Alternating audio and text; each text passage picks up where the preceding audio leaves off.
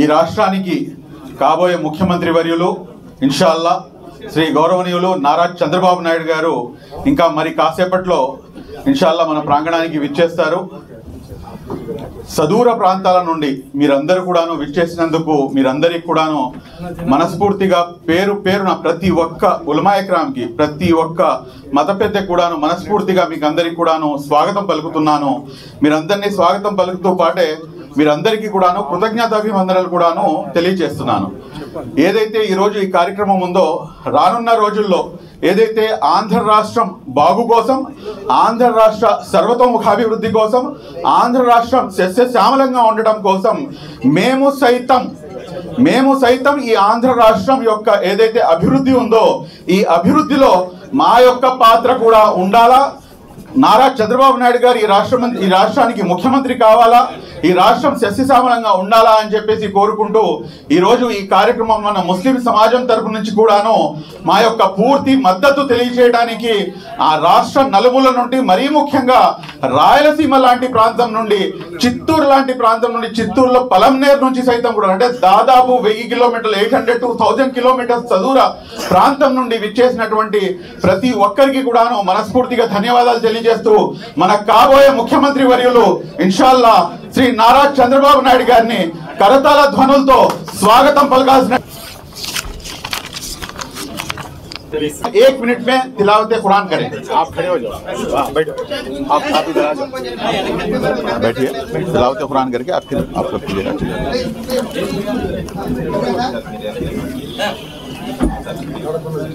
चलिए बिस्मिल्लाह बिस्मिल्लाह. अस्सलामु अलैकुम व रहमतुल्लाहि व बरकातुहू. أعوذ بالله من الشيطان الرجيم. بسم الله الرحمن الرحيم. జజాకల్లా. आप కడప से हैं सर, కడప నుంచి విచ్చేశారు. అదే విధంగా హాఫీజ్ నజీర్ గారు విశాఖపట్నం నుంచి ఒక్క నిమిషంలో ప్రాఫిట్ మొహమ్మద్ మీద నాత్ షరీఫ్ చదవాల్సిందిగా కోరుతున్నా.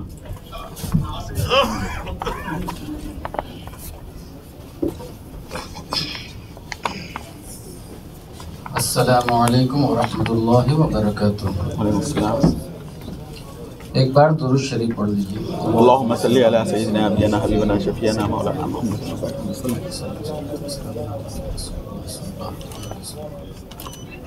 सिर्फ 4 मिसरे पढ़ूंगा. रोज़ी खुदा ने दी है, खिलाते हैं मुस्तफा. జజాకల్లాహు ఖైర్. ఇప్పుడు నేను ఒక్క నిమిషం కోసం మన గుంటూరు నుంచి విచ్చేసినటువంటి మౌలానా మెహబూబ్ రషీదీ గారిని ఆహ్వానిస్తున్నాను. ఒక్క నిమిషంలో మీ యొక్క మెసేజ్ని ఇవ్వాలి. बिस्मिल्लाहिर्रहमानिर्रहीम. अल्लाह का नाम लेते हुए, उसकी हम्द व सना करते हुए, उसकी बारगाह कुदुस में सजदे शुक्र बजा लाते हुए, सरकार दो आलम फ़ख्र बनी आदम ताजदार मदीना अहमद मुजतबा मोहम्मद मुस्तफ़ा सल्लल्लाहु अलैहि वसल्लम के दरबार आली में हदिये दरूद व सलाम भेजते हुए मुख्तसरन मुझे ये अर्ज़ करना है कि अपनों के सितम बताए नहीं जाते, अपनों के सितम बताए नहीं जाते, ये वो हादिसे हैं जो सुनाए नहीं जाते. सुभान अल्लाह. आप सब हजरात, ये हमारी इस्लाम की क्रीम है. पूरे स्टेट से जो है उलमाए किराम आए हुए हैं और उलमा अच्छी तरीके से मतन को भी जानते हैं, हाशिए को भी जानते हैं. उसकी तफसील मुझे करने की ज़रूरत नहीं है. मैं ये अर्ज़ करना चाहता हूँ, दिल दिया है जान भी देंगे. మనస్సు ఇచ్చాం, ప్రాణం సైతం కూడా మీకోసం అర్పిస్తాం. दिल दिया है जान भी देंगे चंद्रबाबू साहब के लिए.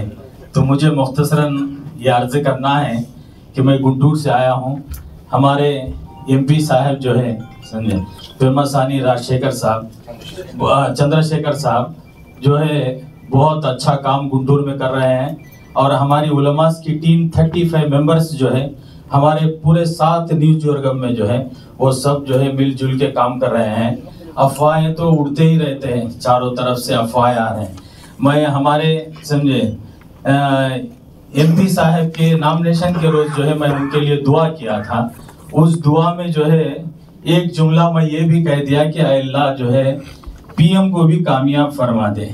तो उसके ऊपर जो है मुझे बहुत सारे कमेंट्स आए और इधर से उधर से आए, लेकिन फिर भी जो है हमें TDP के लिए, बाबू भाई के लिए मजबूत जो है मुस्तहकम तौर पे खड़े हुए हैं। और मैं दुआ करता हूं कि इंशाअल्लाह आने वाले दिनों में बहुत ज्यादा तादाद में जो है हम TDP को वोट देकर जो है हमारे चंद्रबाबू साहब को इंशाअल्लाह CM के ओहदे पर हम जरूर देखेंगे। हम अल्लाह से उम्मीद कर रहे हैं, दुआ कर रहे हैं कि अल्लाह जरूर कामयाबी अता फरमाए। आमीन। बहुत बहुत शुक्रिया मौलाना। अब मैं मौलाना हुसैन साहब मज़ाहरी को दावत देता हूं, जो कि माइनॉरिटी हक़ुल परिरक्षण समिति के स्टेट जनरल सेक्रेटरी हैं। అస్సలాము అలైకుం వరహమతుల్లాహి వబరకాతు. సభకు వందనాలు. ఈరోజు ముందు 2 నిమిషాలని చెప్పారు, 1 నిమిషం చేశారు. 1 నిమిషంలోనే 2 విషయాలు మీ ముందు పెట్టదలుచుకుంటున్నాడు. సార్ కూడా ఉన్నారు మీడియా ముఖంగా. రాష్ట్రం, ఆంధ్ర రాష్ట్రం విడిపోయిన తర్వాత ఒక విషయం, 2014 నుంచి 2024 వరకు ఈ రాష్ట్రంలో ఉన్నటువంటి 50 లక్షల ముస్లిం జనాభా వాళ్ళ ఒక జీవితాల గురించి ముందు మనం పరిశీలన చేసుకోవాలి. 2014 నుంచి 2019 వరకు ఈ రాష్ట్రం ఎలా నడిచింది, రాష్ట్రంలో ఉన్న 5 కోట్ల జనాభా, వాళ్ళల్లో ఉన్న 50 లక్షల ముస్లిం సమాజం వాళ్ళ జీవితాలు ఎలా గడిపారు అనేది ఈరోజు మనం మనస్సాక్షిగా, దైవ సాక్షిగా పరిశీలించుకోవాలి. అలాగే ప్రభుత్వం మారిన తర్వాత 2019 నుంచి ఈ రోజు వరకు ఈ రాష్ట్రంలో ప్రభుత్వం ఎలా నడిచింది అనేది ఒకరు చెప్పే అవసరం లేదు. ప్రతి మనిషి ఆత్మే ఆయనకి అంతరాయం, దానికి నిదర్శన, దానికి ఆన్సర్ మన ఆత్మే ఇచ్చింది. అయితే ఒక విషయం, 2014 నుంచి 19 వరకు, 19 నుంచి 24 వరకు ఈ రాష్ట్రం ఎలా నడిచింది అనేది ఆంధ్ర రాష్ట్రంలో ఉన్న 5 కోట్ల జనాభా అందరికీ తెలుసు, మనం గమనించాలి. రెండో విషయం, 2019 నుంచి 2024 వరకు ఏదైతే రాష్ట్రంలో అత్యాచారాలు నడిచినాయో, ఏదైతే మైనారిటీల మీద దాడులు నడిచినాయో, గత 4.5 సంవత్సరాల నుంచి రాష్ట్రంలో ఎవరైతే మైనారిటీ సోదరులు ఉన్నారో, ప్రత్యేకంగా ప్రభుత్వంలో ఉన్న మైనారిటీ సోదరులు, మీరు కళ్ళు తెరిచి రాష్ట్రాన్ని చూడండి. ఎన్ని ఇష్యూస్ రాష్ట్రంలో జరిగినాయి అనేది మీ అందరికీ తెలుసు. ఈరోజు రాష్ట్ర అవసరాల కోసం, 5 కోట్ల ఆంధ్ర జనాభాల అవసరాల కోసం ఈరోజు CBN చంద్రబాబు నాయుడు గారు బీజేపీతో పొత్తు పెట్టుకుంటే ఆంధ్ర రాష్ట్రంలో ఉన్న ముస్లిం సోదరులందరూ ఏమంటున్నారు? మీరు బీజేపీతో పొత్తు పెట్టుకున్నారు, బీజేపీతో పొత్తు పెట్టుకున్న వాళ్ళకి మేము ఓటు వేయము. సరే, మీ విషయానికే మేము వస్తున్నాము. జగన్మోహన్ రెడ్డి గారు గత 2019 నుంచి 2020 దాకా ఎవరితో ఒప్పందం పెట్టుకున్నారు? ఆయన ఒప్పందం బీజేపీతో పెట్టుకోలేదా? ఆయన బీజేపీతో ఆయన ఇది నడపలేదా? ఇది మనం గమనించాలి. కొంతమంది ఏమంటున్నారండి నాయకులు, ఆయనైతే బయట నుంచి ఇచ్చారు, చంద్రబాబు నాయుడు గారు లోన్ నుంచి ఇస్తున్నారు. అరే స్వామి, మనిషి బయట నుంచైనా లోన నుంచైనా అది సహకారమే, మనం ఇది అర్థం చేసుకోవాలి. జగన్మోహన్ రెడ్డి రాష్ట్ర ప్రయోజనాల కోసం బీజేపీతో సంబంధాలు పెట్టుకుంటే తప్పులేదు, మన నాయకులందరూ దీని గురించి చెబుతున్నారు. అదే చంద్రబాబు నాయుడు గారు ప్రతిపక్షంగా ఉండి రాష్ట్రాన్ని సససామలుగా తీసుకెళ్లాలనే ఉద్దేశంతో బీజేపీతో పెత్తు పెట్టుకుంటే ఈరోజు తెలుగుదేశం పార్టీ మీ కళ్ళకి ఇది అవుతుందా అని ఈ సభాముఖంగా మీడియా ద్వారా నేను తెలియజేస్తున్నాను. అయితే సోదరులారా, ఒకటి మనమందరం గమనించాలి, ఆలోచించాలి. అది ఏంటి అంటే, ఈ రాష్ట్రం అభివృద్ధి చెందాలంటే చంద్రబాబు నాయుడు గారు ఈ రాష్ట్రాన్ని పరిపాలించాలా కదా? పరిపాలించాలి. రాష్ట్ర అభివృద్ధి చెందాలంటే CBN చంద్రబాబు నాయుడు గారు ఈ రాష్ట్రాన్ని పరిపాలించాలి, సీఎం అవ్వాలి, ఈ రాష్ట్రాన్ని అభివృద్ధి వైపు తీసుకెళ్లాలని నేను మనస్ఫూర్తిగా ఈ సభాముఖంగా మీ అందరికీ తెలియజేస్తున్నాను. రాష్ట్రంలో ఉన్న 50 లక్షల మైనారిటీ ముస్లింలారా, మీరు గమనించండి, మనం ఎటువైపు వెళ్తున్నాము, మన భవిష్యత్తు ఎలా ఉంది, మన పిల్లల భవిష్యత్తు ఎలా ఉందనేది మనం ఆలోచన పరంగా నిర్ణయాలు తీసుకోవాలని ఈ సభాముఖంగా మీ అందరికీ తెలియజేస్తూ నేను ధన్యవాదాలు తెలియజేసుకుంటున్నాను. Thank you very much. జై హింద్. చాలా చాలా ధన్యవాదాలు మౌలానా గారు, చాలా చక్కగా విషయాన్ని విశదీకరించారు. ఇప్పుడు సార్ మమ్మల్ని ఏదైతే లాస్ట్ 3-4 డేస్ నుంచి కంటిన్యూస్గా నేషనల్ లెవెల్ నుంచి ఏదైతే మాకు మత పెద్దల నుంచి సపోర్ట్ వస్తుంది, వారికి చెందినటువంటి మన స్టేట్ పెద్దలు కూడా ఇక్కడ ఉన్నారు, వాళ్ళని జస్ట్ మిమ్మల్ని పరిచయం చేద్దామని చెప్పేసి ముఫ్తీ మొహమ్మద్ ఇస్మాయిల్ ఖాసిమీ గారు, state president of Tanzeem Muftiyan sir. అదేవిధంగా మౌలానా హుసేన్ అహ్మద్ గారు, మౌలానా హుసేన్ ఫ్రమ్ జమియతే ఉల్మా, అదేవిధంగా హాఫిజ్ మొహమ్మద్ అలీ గారు ఫ్రమ్ జమాతుల్ ఉలమా, అదేవిధంగా మొహమ్మద్ ఫారూక్ అల్ ఖాసిమీ గారు సార్ గారు, అదేవిధంగా national president of Ulema council, అదేవిధంగా ఎం నయీముర్ రెహమాన్ ఖాన్ రషాదీ గారు ఇమామ్స్ ఆర్గనైజేషన్ ఏదైతే ఉందో వాళ్ళు. కాబట్టి ఏదైతే ఒక్క విషయం చెప్పేసి ఇన్షాల్లా నేను ముందుకు నెక్స్ట్ స్పీకర్కి నేను ఇచ్చేస్తాను. ఈ రోజున నాయకుడి యొక్క చిత్తశుద్ధి ఏంటి అనేది మనం స్పష్టంగా ఈ రోజున మేనిఫెస్టోను గమనిస్తే అర్థమవుతుంది. మేనిఫెస్టో అన్న పదం నేను ఎందుకు వాడుతున్నానంటే, ఏదైతే జనరల్ బడ్జెట్ ఉందో ఆ జనరల్ బడ్జెట్లోకి మా యొక్క ఏదైతే సంక్షేమం ఉందో ఆ సంక్షేమాన్ని పూర్తిగా కూడాను సంక్షేమంలో నెట్టేసిన వ్యక్తి వైఎస్ జగన్మోహన్ రెడ్డికి. ఆఖరికి మధ్యాహ్న భోజన పథకం కింద చిన్న పిల్లలు ఎంతమంది అయితే మధ్యాహ్నం భోజనం చేస్తారో వాళ్ళ యొక్క లెక్కలు తీసి దాంట్లో నుంచి ముస్లింలు ఎంతమంది ఉన్నారో చూసి వాళ్ళ లెక్కలు కూడాను ముస్లిం మైనారిటీ లెక్కల్లో చూపిస్తున్నారంటే దీనికన్నా సిగ్గుమాలిన ప్రభుత్వం ఇంకోటి ఉండదు అన్న సంగతి కూడా మనం గమనించాలి. కానీ ఇక్కడ మీరు గమనించాల్సినటువంటి అంశం ఇంకోటి ఉంది. ఈ రోజున వారి మేనిఫెస్టోలో వాళ్ళు ఇచ్చినటువంటి మాట ఏమిటంటే, కొత్తగా నూతనంగా అంటే పార్టీ ఏది కూడా చేయలేదు, అసలు ఏ అంశం కూడా జోడించలేదు. దాంట్లో వాళ్ళు ఇచ్చినటువంటి అంశం ఏంటంటే, ఏదైతే మసీదుల మరమ్మతుల కోసం, మసీదుల నిర్వహణ కోసం మేము సాయం చేస్తాం, ఎంత ఏమిటి అనేది కూడా స్పష్టత లేదు.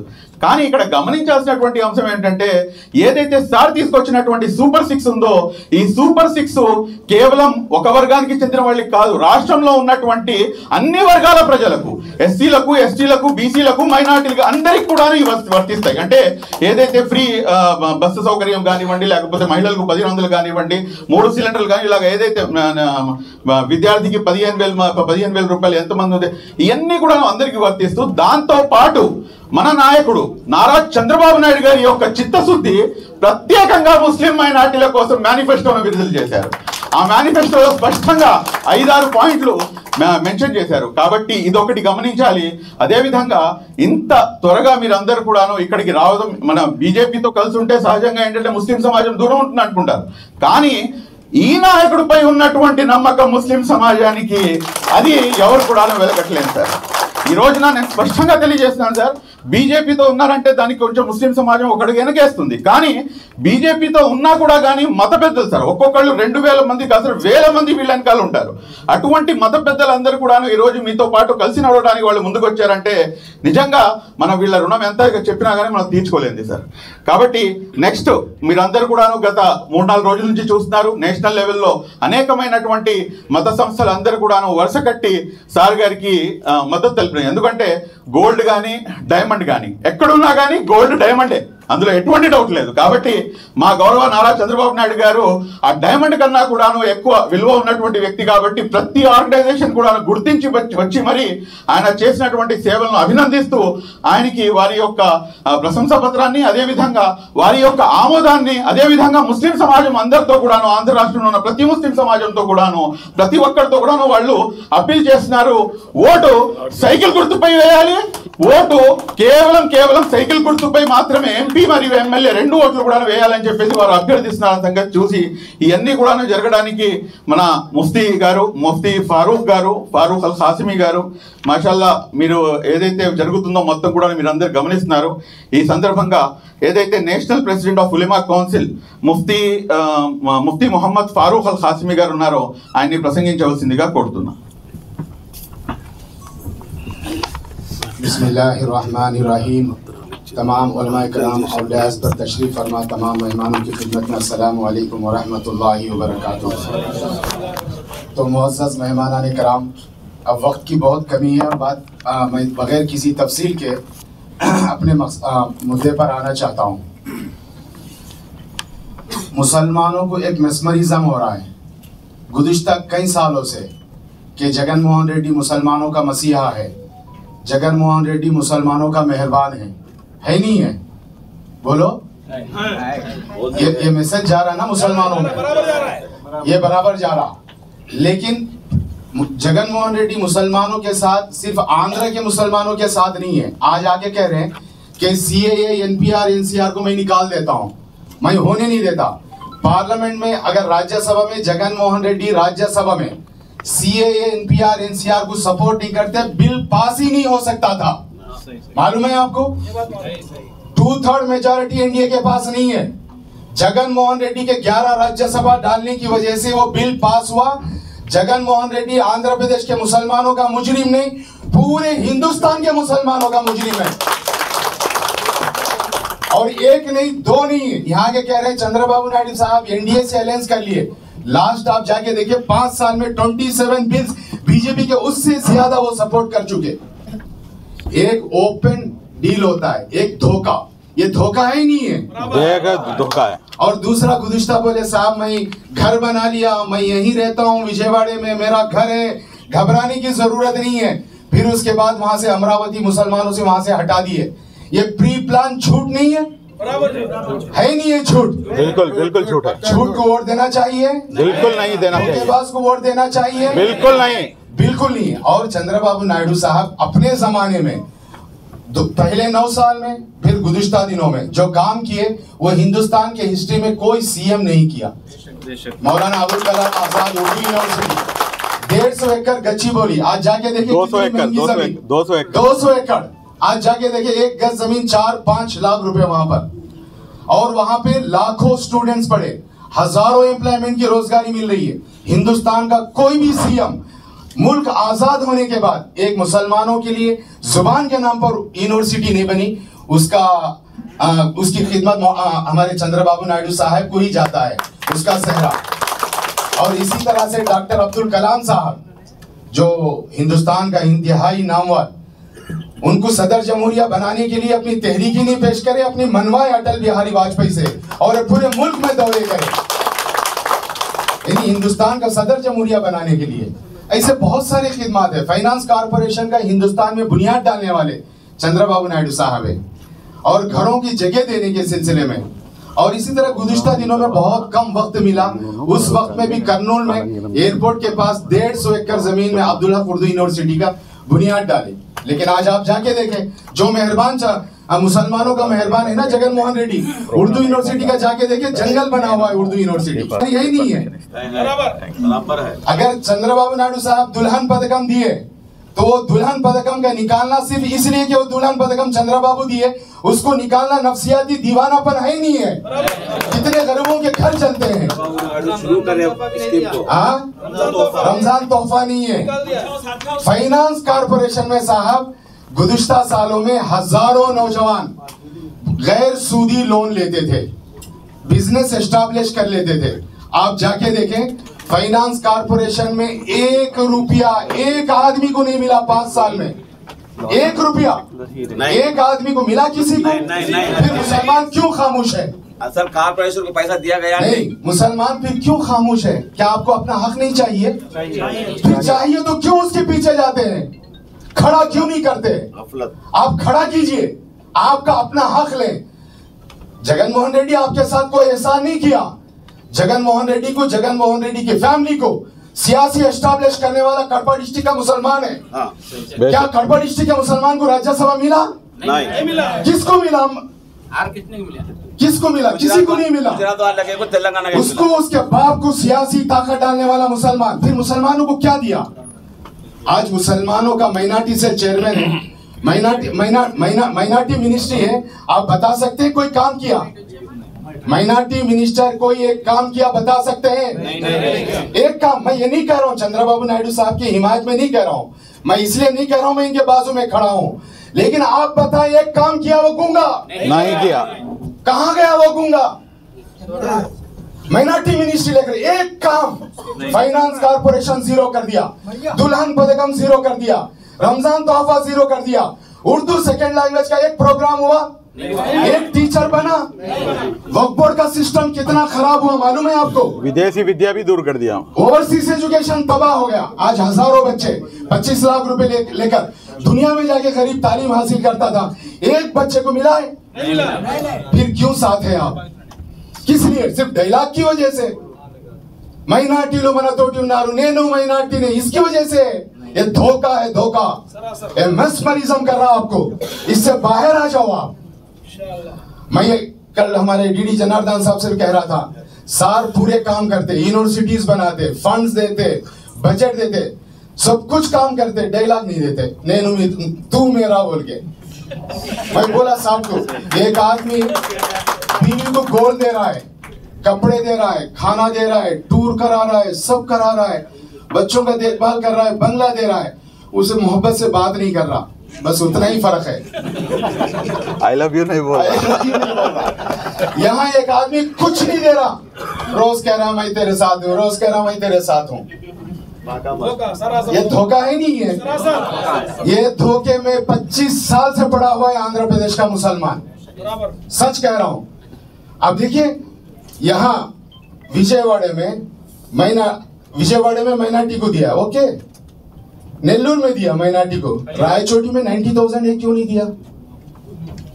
क्यों नहीं दिया? रायचोटी में 90,000 मुसलमान है। राजमपेटा एमपी क्यों नहीं दिया? मुसलमानों से मोहब्बत हो तो। कर्नूल का एमपी क्यों नहीं दिया?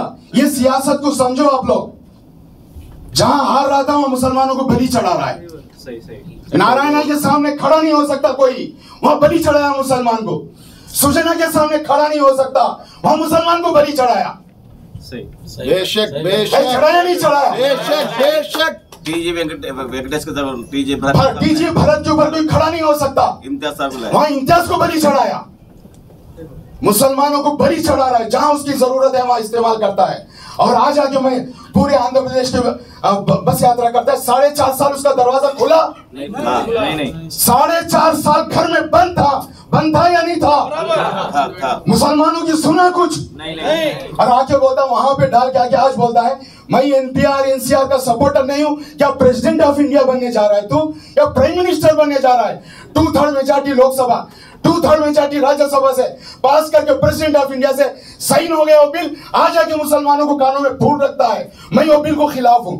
क्या खिलाफ है? हो गया भाई, बिल्कुल हो चुका, खत्म खेल।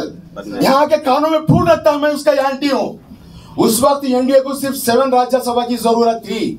पूरा मीडिया उठाकर देखो, पूरे मीडिया में ये बोल रहा था एनडीए को 2/3 मेजॉरिटी अब नहीं है और 24 के बाद आने का चांस नहीं है। उस वक्त जगनमोहन रेड्डी अपना 11 राज्यसभा लेकर पास करवाया। ये जुल्म नहीं है? हजारों मुसलमान रोड पर निकले। उस वक्त मैं वाईएसआरसीपी के साथ था। मोहम्मद फारूक शिबली मुझे फोन करे नहीं करे मैं बोला मोहम्मद फारूक शिबली तुम आगे बढ़ो, पार्टी छोड़, मैं वाईएसआरसीपी का कोई इशू नहीं है, कौन का इशू है, मैं तुम्हारा सपोर्ट करूंगा। तुम्हारे ऊपर कोई जुल्म हुआ, उस जुल्म के साथ मैं तुम्हारे साथ खड़ा रहूंगा। उनको जेल में डाले, उनको पिला मुझे जेल में डाले। ये सब गुस्सा रखकर कड़पा में 5 दिन जेल में रखे। क्या कसूर है इस बंदे का? उनके साथ मौलाना हुसैन को जो आवाज उठाया उसे जेल में डाल रहे, जो आवाज उठाया उसे घर बुला के डरा रहे। कभी चंद्रबाबू नायडू साहब के 9 साल पहले, बाद में 5 साल की सरकार में ऐसा हुआ? नहीं हुआ, बिल्कुल नहीं हुआ। हुआ? नहीं हुआ। मैं खुद एंटी था चंद्रबाबू नायडू साहब का, मालूम है आप लोगों को। विजयवाड़े में कॉन्फ्रेंस कर रहे थे शुबली वगैरह, विजयवाड़े में 50,000 का तेलुगु देशम उस वक्त प्रपोजल बनाई, 3,000 आदमी भी भर नहीं सके। मैं फुल फाइट करा, लेकिन चंद्रबाबू नायडू साहब मुझे कुछ नहीं बोले, कुछ नहीं बोले। उसके बाद मुझे हज कमेटी डायरेक्टर डाले। क्यों? ये सेकुलरिज्म है, ये डेमोक्रेसी है। आदमी अपनी आइडियोलॉजी, अपना नजरिया ओपन बोलेगा, धरना देगा, लेकिन सीएम का काम है उसको सुनना, अपोजिशन को बर्दाश्त करना। आप जानते हैं गुज़िश्ता 5 साल अपोजिशन के साथ क्या हुआ? क्या हुआ? मैं लास्ट टाइम 2019 में वाईएसआरसीपी को सपोर्ट करा, मालूम है आप सबको, जानते हैं ना सब लोग। मैं वाईएसआरसीपी को सपोर्ट करा, किन बुनियाद पर? यूनिवर्सिटी की बुनियाद पर। मुसलमानों को धोखा नहीं देगा। मैं ओपन बोला, मीकु ఒకవేళ बीजेपी तो ఎన్డీఏతో వెళ్ళాలంటే వెళ్ళండి, యూనివర్సిటీతో మేము పెట్టుకుంటే కాలేజ్ నడిపించలేము, ఇది రాష్ట్రము, మీరు వెళ్ళాలంటే వెళ్ళండి, కానీ ముస్లింలకు కాపాడండి, మైనారిటీలకు కాపాడండి, రాష్ట్రాన్ని కాపాడండి। उन क्या बोला? फारूक भाई मैं तेरे साथ हूं। लेकिन उसके बाद क्या हुआ? कश्मीर के 370 से लेकर 27 बिल्स को धोखा देके पास करवाया नहीं करवाया? पूरे मुल्क में आज एनपीआर एनसीआर सीए में 30 आदमी मर चुके पूरे मुल्क में, हजारों जेल में है, उसका कसूरवार कौन? फिर क्यों नहीं पूछते आप लोग, क्यों नहीं खड़ा करते? फिर मैं इस मर्तबा चंद दिन पहले मैं हालात पूरे देखा, स्टेट के लिए बेहतर कौन है? स्टेट गरीब हो चुका, लोगों को खाना नहीं है, कारोबार नहीं है, एम्प्लॉयमेंट नहीं है, एजुकेशन नहीं है। मैं सार से चंद चीजें डिमांड करा, मुसलमानों के एक जनरल यूनिवर्सिटी होना चाहिए, यही पूछा साहब डी जनार्दन साहब। एक जनरल यूनिवर्सिटी आंध्र प्रदेश में मुसलमानों को नहीं है, एक जनरल यूनिवर्सिटी दें। कर्नूल के अब्दुल्ला कुर्द यूनिवर्सिटी को फिर दोबारा बनाए और बेहतरीन हज हाउस बनाए, इस्लामिक कल्चर सेंटर बनाए और मुसलमानों को फायदा दे और बेहतरीन अमरावती बनाए। और इस सिलसिले में अगर ये काम आप करते हैं मैं सपोर्ट करूंगा। సార్ ఇక్కడ ఉన్న వాళ్ళు ప్రతి ఒక్కరు ఇలా వెనక వేల మంది ఉంటారు, 30 సంవత్సరాల నుంచి 40 సంవత్సరాల నుంచి ఇది కనబడటానికి 150 మంది, కానీ 150 మంది కాదు సార్, ఇది లక్షల మంది ఉన్నారు ఇక్కడ రాష్ట్రంలో। तो ये इतनी बड़ी ताकत है, तो इनके सामने मैं कहता हूँ, मैं जो डिमांड करा यूनिवर्सिटी, మీరు బీజేపీతో పొత్తు పెట్టుకుంటారో కేంద్రంలో ఎవరు వస్తే వాళ్ళతో పొత్తు పెట్టుకుంటారు, नो ऑब्जेक्शन, కానీ ला एंड ऑर्डर प्रॉब्लम नहीं आना। मुसलमानों को खाना नहीं, मुसलमानों की इज्जत होना, मुसलमानों की इज्जत होना। डम्मी मिनिस्टर नहीं देना, पावर वाला मिनिस्टर देना, डम्मी चेयरमैन नहीं देना, पावर वाला चेयरमैन देना। अगर नहीं देते मत दो, लेकिन डम्मी मत दो। Last time dummy deputy CM, एक काम बता दो, Waqf board dummy, finance corporation dummy, corporation सब डम्मी, कुछ नहीं उनके पास। సార్ ఒకవేళ మీరు ఇలా చేయాలనుకుంటే అలాగనే చేయాలనుకుంటే మాకేమొద్దు సార్, అటువంటి డమ్మీలు మాకు అవసరం లేదు, డమ్మీలు అవసరం లేదు సార్, పని చేసే వాళ్ళకు। నేను ఒకడి గురించి చెప్పాను ఒక పెద్ద ఆయనతో, అరే ఉన్ బహుత్ బడా బేవకూఫ్ హై, వాడికి ఏం తెలివి లేదు, చదువు లేదు, వాడిని ఎందుకు ఇస్తున్నారంటే ఓకే వాడిని ఇచ్చేసారా, తర్వాత అర్థమైంది అచ్చా ఇలా ప్రొఫైలే అది, వీళ్ళు అదే కోరుకుంటున్నారు। తెలివి లేని వాళ్ళకు, చదువు లేని వాళ్ళకు, పని చేయని వాళ్ళకు అటువంటి వాళ్ళే ఇలా కావాలి, చెప్పేవాడు, అడిగేవాడు, చేసేవాడు ఇల్లు పెట్టుకోరు। ये धोखे से बाहर आ जाओ, आएंगे नहीं आएंगे, वक्त बहुत कम है, वरना मैं बहुत बोलना चाहता था। और दूसरी बात, एक काम नहीं किया जो कह सके कि मैं ये काम माइनॉरिटीज को किया, मुझे वोट डालो। मालूम है क्या है उनके पास अब? 4% रिजर्वेशन कांग्रेस ने दिया तो नहीं, अरे कोई भी दे। 2017-2018 में రాష్ట్రం వేరైన తర్వాత దాన్ని ఎవరు పట్టించకపోతే 17-18లో ఛాన్స్ ఉంటే అప్పుడు మేము సార్ దగ్గర వెళ్ళాము, बात करा लायरों से, करोड़ों रुपए हम ट्रांसफर करवाए, नामिनी हूं मैं, मेरा सही नहीं उस पे, उन एडवोकेट के सिंडिकेटों के साथ यहाँ के धोखा देता है कि 4% नहीं करा, 4% को फिर दोबारा जिंदा करने वाले सार है।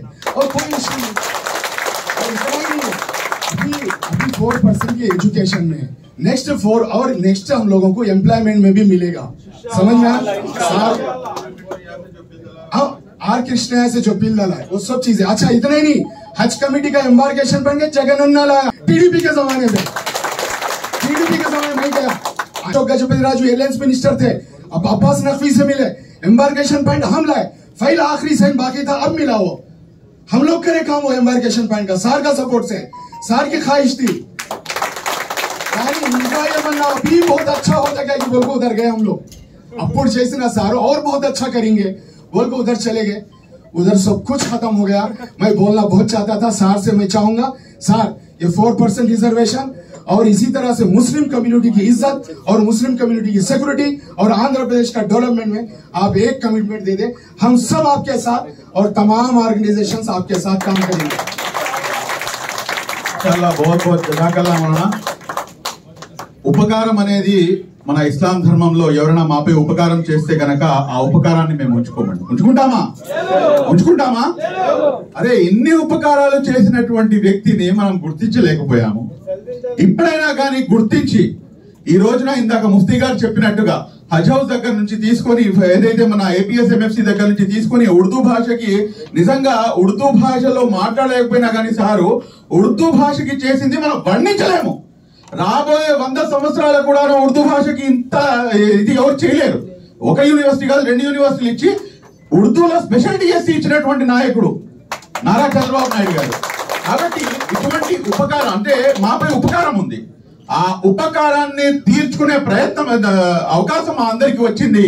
ముస్లిం సమాజం మొత్తం కూడాను ఆ ఉపకారాన్ని తీర్చుకొని వన్ సైడెడ్ గా నారా చంద్రబాబు నాయుడు గారిని, ఈ రాష్ట్రానికి కాబోయే ముఖ్యమంత్రి గారిని ఆ ఉపకారం తీర్చుకుంటాము అని చెప్పేసి కరతాళ ధ్వనులతో మీరందరూ కూడాను సార్ని మాట్లాడాల్సిందిగా కోరుతున్నాను.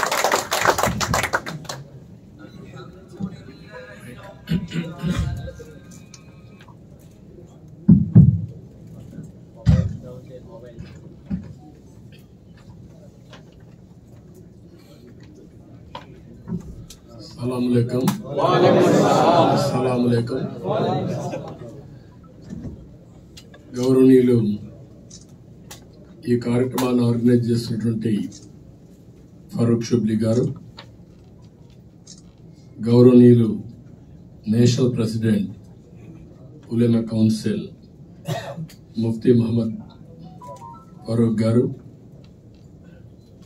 అదే మాదిరిగా ఈరోజు ఈ కార్యక్రమానికి కొన్ని ఆర్గనైజేషన్స్ కూడా పూర్తిగా సహకరించారు.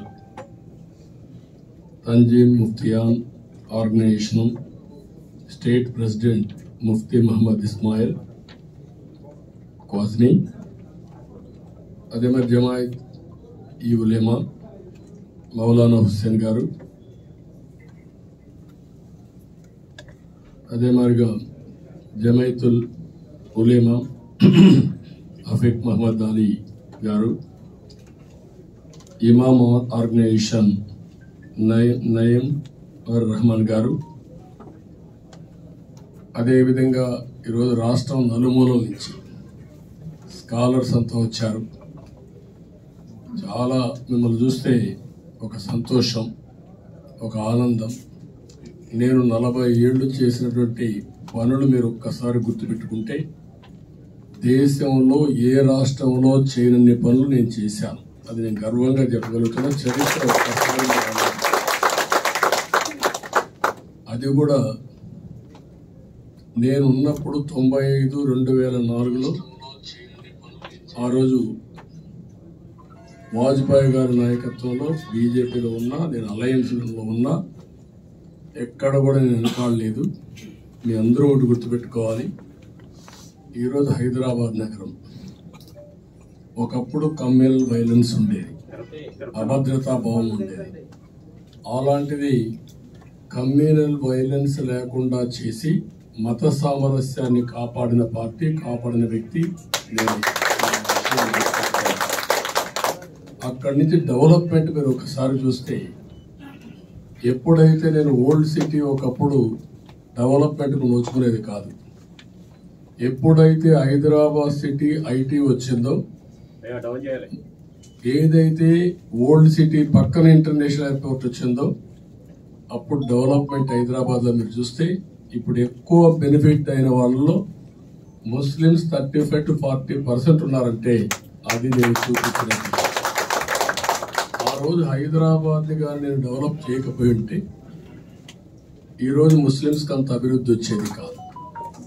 అదే సమయంలో మీరు గుర్తుపెట్టుకోవాల్సింది, నేను ఎప్పుడు కూడా ముస్లిం సోదరులకి ఎంపవర్ చేయాలి, ఆర్థికంగా మీ మనోభావాలు కాపాడాలని నా ప్రగాఢమైనటువంటి కమిట్మెంట్. అందుకే మీరు చూస్తే అప్పట్లోనే ఉర్దూ యూనివర్సిటీ ఇస్తారంటే పట్టుబట్టి వాజ్పేయి గారిని మెప్పించి national university, Urdu university Hyderabad తీసుకొచ్చాను. ఈరోజు నేను ఇచ్చిన ల్యాండ్ కూడా కొన్ని వేల కోట్ల రూపాయల ఆస్తిని, మామూలు కూడా కాదు, అయినా కూడా ఇచ్చి పార్ట్ ఆఫ్ హైదరాబాద్ ఎక్కడో ఇస్తారు, ఇస్తే కూడా అట్లా కాకుండా సెంట్రల్లో ఇచ్చేది చేశాం. ఎన్నో సంవత్సరాల నుంచి నాకు బాగా జ్ఞాపకం, బాగారెడ్డి గారు ఎప్పుడు ఉర్దూ 2వ లాంగ్వేజ్ చేయాలని ఉద్యమాలు చేశాడు. ఇప్పుడు లేడు, ఆ పెద్ద మనిషి చనిపోయాడు, మీకు ఐడియా ఉంటుంది. ఆయనకి ఎప్పుడు ఉర్దూ అంటే బాగా లైక్, అందుకే ఉద్యమాలు చేశాడు. ఎవరూ పట్టించుకోలేదు.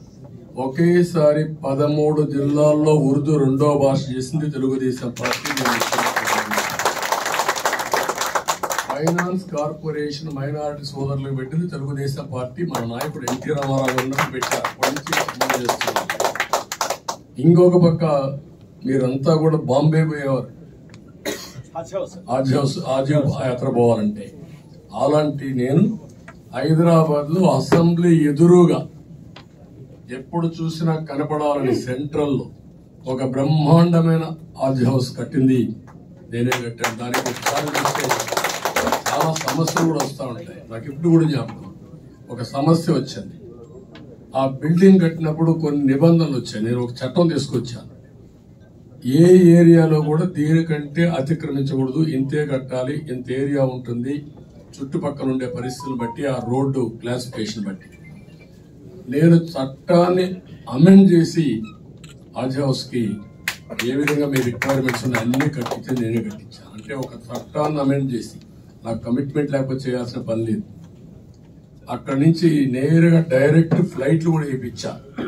హజ్ యాత్ర పోవాలంటే ఫస్ట్ టైం డైరెక్ట్ ఫ్లైట్లు కూడా వేయించా. ఆ రోజుల్లోనే దుకాన్ మకాన్ కి ప్రారంభించాం, షాదీ ఖాన్లకు డబ్బులు ఇచ్చాం, అవన్నీ చేశాం. మళ్ళీ రాష్ట్రం విడిపోయిన తర్వాత మీరు ఒక్కసారి చూస్తే మళ్ళీ కర్నూలు కేంద్రంగా ఉర్దూ యూనివర్సిటీ పెట్టాం. నాకు కమిట్మెంట్ లేకపోతే 2 యూనివర్సిటీలు ఆంధ్రప్రదేశ్ రాష్ట్రంలో తెలుగు రాష్ట్రాల్లో పెట్టామంటే అది నా హయాంలో అయినా తప్ప వేరే వాళ్ళ హయాంలో కాదు. రెండోది ఇక్కడికి వచ్చినప్పుడు మళ్ళీ హజ్ హౌస్ కడపలో కట్టాం, విజయవాడలో ప్రారంభించాం. కడపలో కడితే డిప్యూటీ చీఫ్ మినిస్టర్ అంటున్నాడు 90% పూర్తి చేసిన హజ్ హౌస్ పూర్తి చేయలేకపోయాడు 10%. ఆయన మేము డిప్యూటీ సీఎం ఉత్సవ విగ్రహం కనీసం 10% కూడా డబ్బులు ఇవ్వలేకపోయారంటే ఏమనాలి? నేను షాదీ ఖానాలు కట్టాను, షాదీ ఖానాలు పూర్తి చేయలేకపోయాను. మళ్ళీ నేను ఆలోచించినప్పుడు మీరు చూస్తే ఎవరైతే మీకు మత పెద్దలు ఉన్నారు, మనం ఇమాములు మౌజంలకి ఫస్ట్ టైం దేశంలోనే గౌరవ వేతనం ఇచ్చిన పార్టీ తెలుగుదేశం పార్టీ. కానీ ఫస్ట్ టైం గౌరవ వేతనం ఇచ్చాం. నా దగ్గరకు వచ్చి ముస్లింలు చెప్పినప్పుడు ఎట్టి పరిస్థితిలో 4% రిజర్వేషన్లు కాపాడుకుంటామని చెప్పడమే కాదు, అడ్వకేట్స్ ఎంతమంది కావాలో పెట్టండి, ఎంత పవర్ఫుల్ అడ్వకేట్ అని పెట్టండి అని మా మంత్రిని కూడా పంపించి ఢిల్లీలో కూర్చొని మీ యొక్క రిజర్వేషన్స్ కాపాడిన పార్టీ తెలుగుదేశం పార్టీ.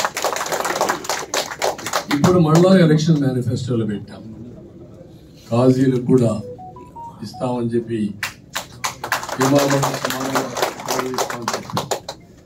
ఇవన్నీ మీరు చూసినప్పుడు చాలా చేశాం. మీరు రంజాన్ తోఫా ఇచ్చాం, అదే మరి ఆడపిల్లల పెళ్లిళ్ళ కోసం దుల్హాన్ ఇచ్చాం, విదేశ విద్య ఇచ్చాం, ప్రత్యేకమైన బడ్జెట్ ఇచ్చాం. నేను అడుగుతున్నా, నేను 14 సంవత్సరాలు ముఖ్యమంత్రిగా ఉన్నా, ఎప్పుడైనా ఏ ముస్లింకైనా అన్యాయం జరిగిందా, లేకుంటే మీకు మీద దౌర్జన్యం జరిగిందా నేను అడుగుతున్నా. You tell me one incident. ఎక్కడా నేను ఎప్పుడు కూడా, నేను ముఖ్యమంత్రిగా ఉన్నంత వరకు ఎవరిని కూడా ఎక్కడ కూడా అభద్రతా భావం ఉండకూడదు. ఒకవేళ ఎవరైనా కావాలంటే చేస్తే అది లాస్ట్ డే అని చెప్పి హెచ్చరించి మిమ్మల్ని కాపాడిన వ్యక్తిని నేనే. ఆ విషయం జరగదు కూడా. ఇంకొక పక్కన మీరు ఆలోచిస్తే నేను ఎన్నో మసీదులకు ఆర్థిక సహాయం చేశాను. ఒకటి కాదు, కబర్స్థాన్లకు ఇచ్చాం, అన్ని ఇచ్చాం. ఇప్పుడు అన్ని ఆపేసి కూర్చున్నారు వీళ్ళు. నేను అందుకే ఈసారి ఎలక్షన్ మేనిఫెస్టోలో మీరు ఒకసారి చూస్తే మళ్ళీ చాలా స్పష్టంగా పెట్టాను. మీరు ఒకసారి చూసినప్పుడు ముస్లిం మైనారిటీస్ కూడా 50 సంవత్సరాలకి పెన్షన్ ఇస్తామని చెప్పిన పార్టీ తెలుగుదేశం. హజ్ యాత్రకు పోవాలంటే ₹1,00,000 ఆర్థిక సహాయం చేస్తామని చెప్పిన పార్టీ తెలుగుదేశం పార్టీ. ఇంకొక పక్క నూర్ భాషా కార్పొరేషన్ కి ₹100 కోట్ల కేటాయిస్తామని చెప్పిన party Telugu Desam party. Minority finance corporation ద్వారా వడ్డీ లేని రుణాలు ₹5 లక్షలు ఇస్తామని చెప్పిన పార్టీ తెలుగుదేశం. ఇంకొక పక్క ఇమాములకి మౌజుములకి పెంచాం, 10,000 5,000 చేశాం.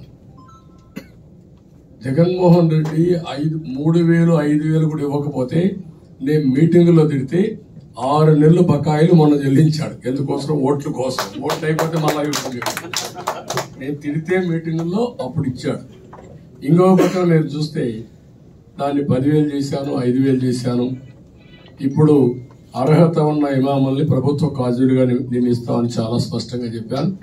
ప్రతి మసీదుకి 5,000 రూపాయలు ఆర్థిక సహాయం చేస్తామని స్పష్టంగా హామీ ఇచ్చాం. అదే మార్గం నేను అడుగుతున్నా ఈరోజు సిఏఏ ఎన్ఆర్సి ఎవరు సపోర్ట్ చేశారు పార్లమెంట్ లో? Straight question. ఎవరైతే భయం కూడా లేకుండా బరి తెగించి రాజంపేటలో పోటీ చేసే అభ్యర్థి ఫ్లోర్ లీడర్, ఆడ ఎక్కువ ఓట్లున్నాయి, లెక్కలేనితనం, అంటే ఏది చెప్పినా నమ్మేస్తారు, మనం బుల్డౌజ్ చేయొచ్చనే ఉద్దేశంతో ఓపెన్ గా బ్రహ్మాండమైన చట్టం ఇది, ఈ చట్టానికి నేను సపోర్ట్ చేస్తున్నాము అని చెప్పి సపోర్ట్ చేశాను. రాజ్యసభలో విజయసాయి రెడ్డి, ఆయన పార్లమెంటరీ పార్టీ లీడర్, ఆయన సపోర్ట్ చేసి, ఒకవేళ సపోర్ట్ చేశారు పొగుడుతూ సపోర్ట్ చేసి ఇప్పుడు వచ్చి గల్లీ రాజకీయాలు చేస్తారు. మీలో కూడా ఒక చైతన్యం రావాలి. నేను ఒకటే చెప్తున్నా, నేను ఈ రోజు పొత్తు పెట్టుకున్నామంటే, మేమందరం కలిసి ఉన్నామంటే రాష్ట్రం సర్వనాశనం అయిపోయింది. ఒక్క విషయం మీరు గుర్తుపెట్టుకోండి, మనందరం భయంతో బతకాలన్నా, భరోసాతో బతకాలన్నా. మీరు కోరుకునేది ఏంటి? భరోసా కావాలనుకుంటాం, స్వేచ్ఛగా బ్రతకాలనుకుంటాం, కానీ ప్రతి రోజు చనిపోతూ బతకడం ఏంటని నేను అడుగుతున్నా. నేను అబ్దుల్ కలాం గారిని ప్రెసిడెంట్ ఆఫ్ ఇండియా చేయడానికి దోహదం చేసే వాజ్పేయి గారి పీరియడ్ లో, మీకు తెలుసు ఆ డ్రామా ఆయన రాశారు. ఆయన ఆటోబయోగ్రఫీ రాసి నేను ప్రెసిడెంట్ అయ్యానంటే ఆయన జర్నీ మొత్తం రాస్తూ, వాజ్పేయి గారి నుంచి ఫోన్ వచ్చింది, దానికంటే ముందు చంద్రబాబు నాయుడు ఆంధ్ర సీఎం నుంచి ఫోన్ వచ్చింది నాకు. ఏంటని నేను ఫోన్ ఎత్తాను. ఫోన్ ఎత్తే చంద్రబాబు నాయుడు గారు మిమ్మల్ని వాజ్పేయి గారు ఫోన్ చేసి అడుగుతారు ప్రెసిడెంట్ ఆఫ్ ఇండియా కోసం, మీరు నో అని చెప్పొద్దు అన్నాడు. కానీ నేను అన్నాను ఆయనతో, నాకెందుకంటే ఇవన్నీ రాజకీయాలు, నేను రాజకీయాలు కొత్త, నేను ప్రశాంతంగా ఉన్నానన్నాను. కాదు, మీరు ఉండాలి, దేశానికి అవసరం అని చెప్పాడు. అని చెప్పి ఆ తర్వాత వాజ్పేయి గారు ఫోన్ నాకు చేశారు. చేస్తే నేను యాక్సెప్ట్ చేశాను. తర్వాత జరిగింది కూడా నేనే ఉండి దగ్గరుండి అన్ని రాజకీయ పార్టీలను ఆర్గనైజ్ చేసి, ఇంక్లూడింగ్ కాంగ్రెస్ కూడా గట్టిగా చెప్పి, మీరు ఓటు వేయకపోతే మీకు పుట్టుకథలు ఉందని చెప్పి మొత్తం కన్సెన్సస్ తీసుకొచ్చాం. ఎక్సెప్ట్ కమ్యూనిస్ట్ పార్టీలు తప్ప అందరూ సపోర్ట్ చేశారు. అది చరిత్ర. ఎందుకు నేను అబ్దుల్ కలాం లాంటి మేధావి రావాలి, మైనార్టీ సోదరులు ఉండాలి అని పెట్టాం. మీరేం చేశారు? అబ్దుల్ సలీంని నంద్యాలలో అబ్దుల్ సలాంని ఏం చేశారు? ఏంటి భయంకరమైన వాతావరణం? మీరు ఎవరైనా మానవ ప్రపంచం ఆమోదిస్తుందా?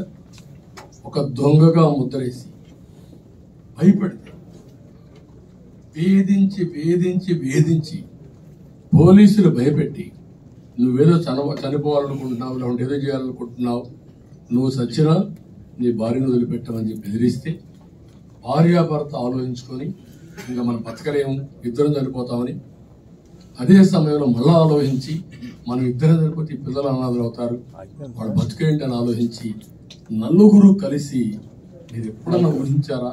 కనీసం కలగన్నారా? ఇంత ఘోరంగా రైల్వే ట్రాక్ దగ్గరికి పిల్లలు తీసుకుని కట్టేసి ఇద్దరు రైలు కింద పెట్టి బలవంత మరణం చేసుకున్నారంటే నా మైనారిటీ అంటున్నాడు కదా. ఎప్పుడైనా ఆ ఇంటికి పోయి పరామర్శించాడు వాళ్ళ బంధువులు? ఒక్క మాట చెప్పాడా? తప్పు జరిగింది చెప్పాడా? ఎంక్వైరీ చేశాడా? యాక్షన్ తీసుకున్నాడా? అంటే మైనారిటీ ఇంత క్రూరంగా చంపేస్తే నీకు బాధ్యత లేదా? నీకు ఓటేసారు, ఇప్పుడు కూడా చెప్పారు సపోర్ట్ చేశావు 2019 అని. ఎవరైతే సపోర్ట్ చేస్తారో వాళ్ళనే అడ్డంగా అన్యాయం చేసే వ్యక్తి ఈ జగన్మోహన్ రెడ్డి. ఎవరైతే పొగడతాడో నా మైనారిటీలు, నా ఎస్సీలు, నా ఎస్టీలు అంటాడో ఫస్ట్ వాళ్ళ మీద టార్గెట్ పెడతాడు. చెప్పేదానికి చేసేదానికి పొంతనే లేదు. రెండో విషయం మీరు ఒక్కసారి చూడండి, 107 కేసులు పెట్టారు. జరిగే దౌర్జన్యం, జరిగే మైనారిటీస్ పైన దాడులు జరిగాయి. రెండే చూస్తే చాలా బాధేస్తుంది. పల్లమనేది మైనారిటీ బాలిక మిస్బా, బాగా చదువుకోవాలన్న అమ్మాయి కోరిక, ఫస్ట్ ర్యాంక్ రావాలని, ఫస్ట్ ర్యాంక్ రావడం కోసం ప్రయత్నం చేస్తే ఆ అమ్మాయిని వేధించి వైసీపీ నాయకుడు కూతురికి ఫస్ట్ ర్యాంక్ రావాలనుకుంటే ఆ అమ్మాయి వేధించారు. ఫైనల్ గా అమ్మాయి ఒకటే నిర్ణయం చేసుకుంది, నాకు ఒక ఆశయం ఉంది, మా తల్లిదండ్రులకి ఆనందం కలిగించాలనుకున్నా, ఇప్పుడు నా ఆశయాన్ని వమ్ము చేశారు, నేను చదవలేను అని ఆత్మహత్య చేసుకునే పరిస్థితికి వచ్చింది. మెరిట్ లో ఉండే అమ్మాయి వైసీపీ నాయకుల కోసం, వాళ్ళ కష్టాలు పెట్టిన విధానం కోసం జీవితాన్ని వదులుకునే పరిస్థితికి వచ్చింది. నేను అడుగుతున్న నర్సరావుపేటలో వర్క్ బోర్డ్ ఆస్తుల్ని కాపాడాలని నడి రోడ్లో కిరాతకంగా చంపేశారు. అంటే ఆయన చేసిన తప్పు ఆ వర్క్ బోర్డ్ ఆస్తులు కాపాడమే. అలాంటి సంఘటన జరిగితే దానిపైన స్పందించే పరిస్థితులు లేడు. సత్యనపల్లిలో లాక్డౌన్ సమయంలో మీరు చూశారు, షేక్ ఇబ్రహీం అని కొట్టి చంపేశారు. మామూలు కూడా కాదు, అంటే ఏమే మాట్లాడలేదు, దారిలో పోతా ఉంటే కొట్టి చంపేశారు. అది కూడా చూసాం మనం. ఇంకొక పక్కన చూస్తే మొన్నే నందికొట్కూరు, మీరందరూ గుర్తుపెట్టుకోవాలి. నందికొట్కూరులో ఏం జరిగింది? రాత్రిలో నమాం చేసి ఒక మహిళ వస్తా ఉంటే వీళ్ళ దౌర్జన్యం బుర్కా తీసి దొంగ కింద ముద్రేసి అవమానిస్తే ఇంటికి పోయి చెప్తే 10 మంది మైనారిటీ సోదరులు వచ్చి అన్యాయంగా దాన్ని అడిగితే వాళ్ళు కొడతారా? మీరు చెబుతాం ఏంటి మీ అరాచకం, ఏంటి మీ దౌర్జన్యం? ఎవరు చేశారు? మామూలు వ్యక్తులు కాదు, వీళ్ళంతా వైఎస్ఆర్ కాంగ్రెస్ నాయకులే చేశారు. శ్రీనివాసులు రెడ్డి అనేవాడు నందికొట్కూరులో చేసే పరిస్థితికి వచ్చాడు. నేను ఒకటే మీ అందరినీ కోరేది ఏంటంటే, మీలో కూడా మంచిని మంచిగా చెడును చెడుగా ఖండించే మనస్తత్వం మీ మతం ఇస్లాంలోనే చాలా స్పష్టంగా ఉంది. కనీసం నేను ఒకటే చెప్తున్నా, ఈరోజు ఇవన్నీ జరుగుతాయి, మీకు శక్తి ఉంటే పూర్తిగా ఆపాలి. ఆపలేనప్పుడు కనీసం తప్పని మీ నోటి ద్వారా ఖండించాలి. అది కూడా చేయలేకపోతే మూడోది కనీసం మనసులో పెట్టుకొని యాక్షన్ చేయాలి. మీరు చేయకపోతే మనకు న్యాయం జరగదు. నేను ఒకటే మీ అందరికి హామీ ఇస్తున్నా, మళ్ళీ చెప్తున్నా, నేను మీకు అండగా ఉంటా. నేను అండగా ఉంటానని మాటలు చెప్పడం కాదు, అండగా ఉంటానని నిరూపించుకున్నాను. That is my brand. Brand కాదు, సమైక్య ఆంధ్రప్రదేశ్ నిరూపించుకున్నా, నవ్య ఆంధ్రప్రదేశ్ నిరూపించుకున్నా. నేను చాలాసార్లు చెప్పాను, నాకు హిందువులు ముస్లింలు కూడా 2 కళ్ళు, ఇద్దరి 2 కళ్ళు కాపాడుకుంటాను. ఇప్పుడు కూడా మీ అందరికి హామీ ఇస్తున్నా, 4% రిజర్వేషన్లు కాపాడుకుంటాం, ప్రత్యేకమైన బడ్జెట్ పెడతాం. 5 ఏళ్లు నేను అడుగుతున్నా, ఒక్క పని చేశాడు? ఎక్కడైనా ఒకే ఒక పని మీరు చెప్పండి, ఈ పని చేశారు కదా సార్ అని చెప్పండి. వాళ్ళ ఏమా ఏది చేయడు. నేను ఒకటే చెప్తాను మీ అందరికీ ఏంటంటే, అందరిలో ఆవేశం ఉంది. మీరు ఇది కాదు, మైనారిటీస్ కి చేయకపోతే పోయాడు కానీ రాష్ట్రాన్ని 30 సంవత్సరాలు వెనక్కి తీసుకెళ్లిపోయాడు. రాష్ట్రం ఒక భయం గుప్పిట్లో ఉంది, మీరు గుర్తుపెట్టుకోవాలి. కడాను నన్ను కూడా అరెస్ట్ చేశాడంటే ఏ మాత్రం రీజన్ లేకుండా మీరు అందించారు. ఏం రీజన్ చెప్పమన్నా నేను ఆ ఆఫీసర్ నేను ఒకటే అడిగాను, ఓకే నన్ను అరెస్ట్ చేస్తా అన్నారు, ఏంటి కారణం చెప్పాను. ముందు అరెస్ట్ చేస్తాం, తర్వాత కారణం చెప్తాం. నాలాంటి వాడికి అది ఉంటే మీకేముంటుంది? ఇంకా ఇప్పుడు కొత్త చట్టం ఒకటి తీసుకొచ్చాడు. ఆ చట్టం ఏంటంటే, జగన్ ల్యాండ్ గ్రాబింగ్ యాక్ట్ ఒకటి తెచ్చుకున్నాడు. మీ భూమి మీది కాదు, అది జగన్ది. ఆయన ఇస్తే పర్మిషన్ ఇస్తే మనం అమ్ముకుంటాం, పర్మిషన్ ఇవ్వకపోతే దాన్ని అమ్ముకునే పరిస్థితి కూడా లేదు. చాలా ప్రమాదకరమైన యాక్ట్. ఈ చట్టం వస్తే మాత్రం ఈ దేశంలో ఎవ్వడికి స్వేచ్ఛ లేదు, ఆస్తి హక్కు లేదు. అన్ని కూడా జగన్ యొక్క దయాదాక్షిణ్యం. ఇంకా అక్కడి నుంచి మనం ఆడిస్తూ ఉంటాడు. ఆడిస్తే మనం ఆడాలి. సొంత ఇంట్లో మీరు చూశారు, గుర్తుపెట్టుకోవాలి. వాళ్ళ తల్లి ఆయనతో ఉందా? వాళ్ళ బంధువులు ఆయనతో ఉన్నారా? చెల్లెలు ఆయనతో ఉందా? బాబాయిని చంపితే న్యాయం చేశాడా? చంపిన వాళ్ళతో కలిశాడా లేదా? దానిపైన నారాసుర రక్త చరిత్ర, అబద్ధాలు చెప్పడంలో మళ్ళా దిట్ట. మీరు ఒకటి గుర్తుపెట్టుకోవాలి, ఏమీ చేయడు, ముద్దులు పెడతాడు, తర్వాత పెట్టి ముద్దులు కొడతాడు. ఎక్కడ చూసినా బాధుడే బాధుడు. ఏంటయ్యా అంటే వాళ్ళ మీద కేసులే కేసు, అడిగిన వాడి మీద కేసులు, యథేచ్ఛగా దోపిడీ, శాండ్లో దోపిడీ. మీ ఆస్తులవి గుర్తుపెట్టుకోండి, ప్రజల ఆస్తులు. ఇసుక, మద్యం, లేకపోతే మట్టి, లేకపోతే భూమి, భూగర్భ ఖనిజ సంపద. ఇంత దుర్మార్గం నేను ఎప్పుడు కూడా ఊహించలేదు. ఎవరన్నా వస్తారని కూడా నేను కల్లో కూడా కనలేదు. మీరు గుర్తుపెట్టుకోవాల్సిన అవసరం ఉంది. అలాంటి వ్యక్తి వచ్చాడు. ఇతనుంటే మీ భవిష్యత్తు నా భవిష్యత్తే కాదు, మన పిల్లల భవిష్యత్తు, ఇప్పుండే పిల్లలే కాదు పుట్టబోయే పిల్లలకు కూడా భవిష్యత్తు ఉండదు. ఆ విషయాన్ని గుర్తుపెట్టుకోవాలి. అందుకే నేను మిమ్మల్ని అందరినీ కోరుతున్నా, ఆర్గనైజేషన్స్ అన్నిటికీ మనస్ఫూర్తిగా అభినందనలు. చరిత్రలో ఫస్ట్ టైం మీరందరూ కూడా నాకు ముందుకు వచ్చి సహాయం చేసే పరిస్థితి వచ్చారు. మసీదులు కట్టిస్తా,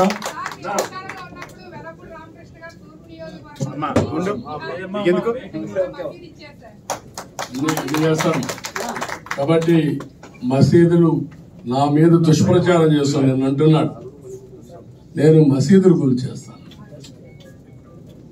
మసీదులు కట్టించిన వాడిని నేను, మసీదులు రక్షించిన వాడిని నేను, ప్రొటెక్ట్ చేసిన వాడిని. 45 ఏళ్లుగా ఈ పెద్ద మనిషి వచ్చి ఇష్టానుసారంగా మాట్లాడుతున్నాడు. మీరు రాష్ట్ర రాజధాని ఎంత గొప్పవాడంటే, ఎంత తెలివైనడంటే, విభజన జరిగినప్పుడు పార్లమెంట్ లో ఉన్నాడు ఆయన. ఎక్కడున్నాడు? సోనియా గాంధీ వెనకాల బెంచ్ లో కింద కూర్చున్నాడు. అంత ధైర్యవంతుడు. ఇప్పుడు నన్ను అడుగుతాడు, నేను నరేంద్ర మోడీ గారి దగ్గర చెప్పాలంట. ఈ 4% రక్షించడం నా బాధ్యత. రాజకీయాల్లో సిద్ధాంతాలు ఉంటాయి, కానీ తెలుగుదేశం పార్టీ ఇది ఎప్పటి నుంచో రక్షిస్తున్నాం. 2004 నుంచి పెట్టినప్పటి నుంచి సపోర్ట్ చేశాం, రక్షించాం.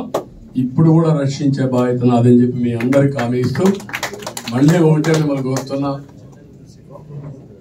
అదే మరి తప్పకుండా జనరల్ యూనివర్సిటీ ఫరూక్ గారు చెప్పారు, అది కూడా చేసే బాధ్యత తీసుకుంటాం.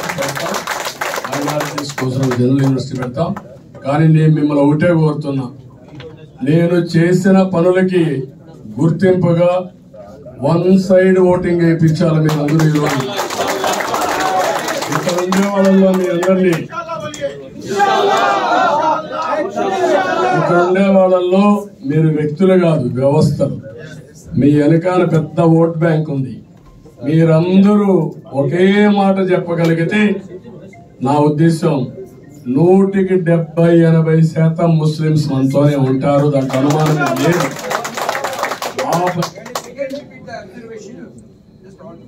రిజర్వేషన్ చాలా స్పష్టంగా చెప్తున్నా, ఎప్పటి నుంచో ఉంది. 2014-19 రిజర్వేషన్లు కాపాడిన పార్టీ తెలుగుదేశం పార్టీ. సుప్రీంకోర్టు అడ్వకేట్లు పెట్టి గట్టిగా ఫైట్ చేశాం. మళ్లీ రిజర్వేషన్లు కాపాడే బాధ్యత నేను తీసుకుంటా. పూర్తిగా మీకు అండగా ఉంటానని మరొకసారి మీ అందరికి హామీ ఇస్తున్నాను.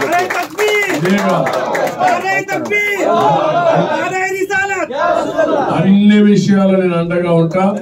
ఈ రోజు మీతో ఎక్కువ టైం స్పెండ్ చేయాల్సింది ఈ రోజు రేపే ఉంది. అందులో 5 మీటింగ్లు ఉన్నాయి నాకు ఈ రోజు ఉదయం నుంచి. చాలా దూరం వెళ్ళాలి. నేను ఒకటే, ఎలక్షన్ అయినా కలుద్దాం. నాకు కూడా ఈ రోజు నుంచి ఒక ట్రెండ్ సెట్ అయిపోవాలి.